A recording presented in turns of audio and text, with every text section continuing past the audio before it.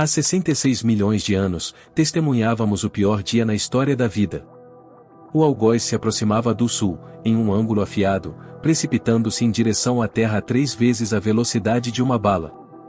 O impacto carregava consigo uma força explosiva superior a 10 bilhões de bombas atômicas. Por mais de 20 minutos, todo o planeta se tornava mais quente do que um forno em ebulição, enquanto destroços derretidos caíam do céu, desencadeando incêndios globais. Acredita-se que os terremotos resultantes tenham provocado erupções vulcânicas ao redor do mundo, cobrindo vastas áreas da Índia em lava. O golpe final ocorria quando enormes nuvens de poeira envolviam a Terra, privando a vida da luz solar por até 15 anos. Paisagens carbonizadas se transformavam em terras congeladas. Na sequência desse cataclismo, 75% de todas as espécies foram extintas. No entanto, alguns poucos afortunados conseguiram sobreviver. Os crocodilos, capazes de passar meses sem comida, migraram para a água e, em grande parte, saíram ilesos, alimentando-se de matéria morta que descia pelos rios.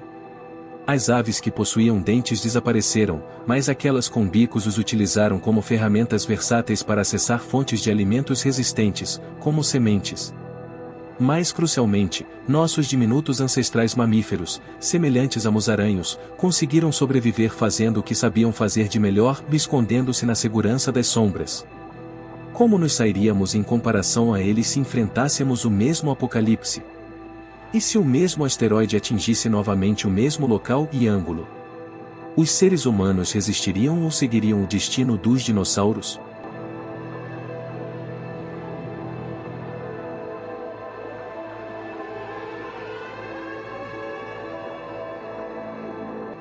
Em um instante, a América Central e o sul dos Estados Unidos seriam vaporizados pela explosão.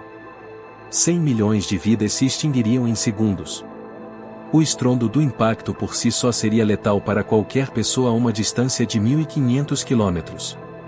Dentro de minutos, terremotos de magnitude 9 a 11 se propagariam pela Terra, superando qualquer registro histórico.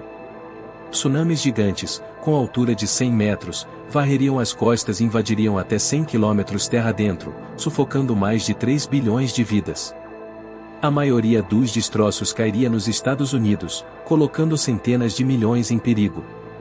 Para aqueles suficientemente distantes, as vibrações enviariam uma mensagem violenta de encontrar abrigo subterrâneo antes que as chuvas de lava começassem. Milhões de abrigos antirradiação estão espalhados pelo mundo, incluindo centenas de milhares apenas na Suíça. Cidades subterrâneas ao redor do mundo, como Derinkuyu na Turquia e Nushabba no Irã, poderiam oferecer refúgio seguro para milhões. Entre esses e outros abrigos improvisados, como minas e metros, é possível conceber que bilhões de pessoas poderiam sobreviver aos efeitos iniciais da explosão. No entanto, mesmo que não fossem devastados pelos terremotos violentos, poucos desses abrigos são projetados para serem autossuficientes por períodos de meses ou anos. Fragmentos incandescentes e chuvas ácidas persistiriam por anos após o impacto, tornando qualquer atividade ao ar livre potencialmente letal por longos períodos. Apenas um reduzido número de bunkers de alta tecnologia, planejados por governos mundiais e destinados à elite ultra-rica, ofereceriam proteção a longo prazo. Acredita-se que outras grandes nações possuam bunkers de contingência semelhantes, o que poderia garantir a continuidade dos principais governos mundiais, pelo menos a curto prazo. Os ultra-ricos recentemente obtiveram cidadania na Nova Zelândia, um local geograficamente ideal para a autossubsistência, e inúmeros bunkers de luxo foram construídos em todo o país, alguns abastecidos com provisões para anos. Contudo, o desafio mais significativo para a sobrevivência seria o jogo de longo prazo.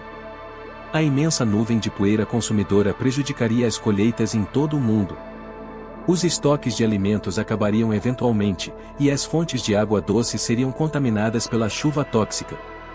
A fome se tornaria a principal causa de morte, com a possibilidade de um número de óbitos na casa dos bilhões. Contudo, mesmo nesse ambiente pós-impacto desafiador, encontraríamos maneiras de nos adaptar. Alguns poderiam potencialmente sobreviver colhendo fungos, que não dependem diretamente da luz solar para sobreviver e proliferam rapidamente após incêndios devastadores. Com o tempo, o clima oscilaria entre frio e calor, à medida que o excesso de dióxido de carbono expelido pela explosão retivesse o calor. Com engenhosidade e perseverança, pequenos grupos poderiam continuar, sobrevivendo através de uma combinação de racionamento, coleta de recursos e tentativas de agricultura improvisada. No entanto, a existência humana seria uma sombra do que foi. Sem aviso prévio, nossas esperanças seriam sombrias. Mas e se soubéssemos que isso estava por vir? Como nos prepararíamos para o impensável? Em setembro de 2022, o satélite DART da NASA colidiu com um asteroide minúsculo a uma distância de 11 milhões de quilômetros. O impacto foi um sucesso significativo, alterando a órbita do asteroide em 32 minutos.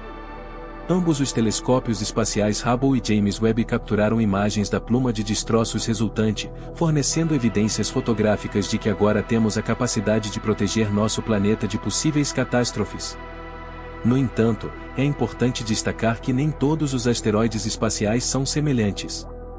O pequeno asteroide atingido pela NASA era apenas uma fração do tamanho do que causou a extinção dos dinossauros, com mais de 10 km de diâmetro, superando o Monte Everest. Desviar um objeto desse porte apresenta desafios muito maiores. O risco de fragmentação ao impactá-lo existe, o que poderia criar pedaços menores, igualmente perigosos. A utilização de explosivos potentes ainda pode ser eficaz se detonados nas proximidades do asteroide, alterando sua órbita. Contudo, métodos mais precisos são considerados alternativas mais seguras. Alguns sugerem o uso de lasers para direcionar um objeto para uma nova trajetória, enquanto outros propõem a fixação de grandes velas solares para arrastar o asteroide para uma órbita diferente. Felizmente, os astrônomos já mapearam todos os asteroides com mais de 1 quilômetro em nosso sistema solar, e nenhum parece estar em curso de colisão com a Terra em um futuro próximo.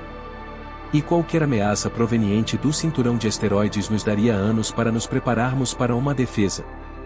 Mas e se deixássemos passar despercebido um deles?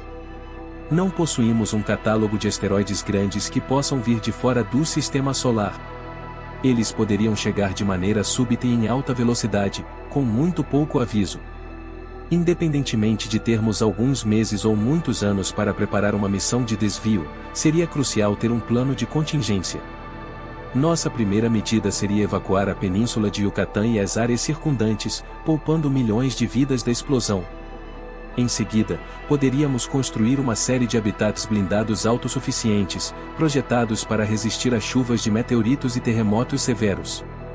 Minas e cavernas profundas poderiam ser adaptadas para se tornarem cidades subterrâneas, alimentadas por reatores nucleares e sustentando fazendas verticais. Regiões como a Islândia poderiam fornecer calor geotérmico abundante, uma fonte de energia renovável não dependente do Sol, capaz de prover energia até o retorno da luz solar. Com mais de 20 mil quilômetros de túneis de metrô ao redor do mundo, estes poderiam ser transformados em uma rede de cidades subterrâneas que teoricamente poderiam abrigar mais de 1 bilhão de pessoas. Um tesouro contendo sementes, animais, dados e recursos naturais seria crucial para preservar. Cofres fortificados poderiam ser distribuídos ao redor do mundo, guardando pacientemente seus tesouros, aguardando o retorno incerto de seus criadores. Contudo, o recurso mais crucial a preservar seria a água. Para evitar a contaminação por chuva ácida, seria possível escavar silos profundos para armazenar vastos reservatórios revestidos com materiais resistentes a ácidos e, em seguida, selá-los para proteção contra os elementos. A fim de cultivar alimentos em quantidade suficiente com recursos limitados, os humanos poderiam explorar uma forma peculiar de agricultura, o cultivo de algas. Embora não seja exatamente apetitoso, as algas seriam a fonte de alimento ideal em situações de emergência. Altamente eficientes, podem prosperar em condições de pouca luminosidade e ser cultivadas verticalmente, utilizando o mínimo de espaço terrestre. Com vários anos para se preparar, haveria uma última solução extrema a ser considerada, de deixar a Terra para trás.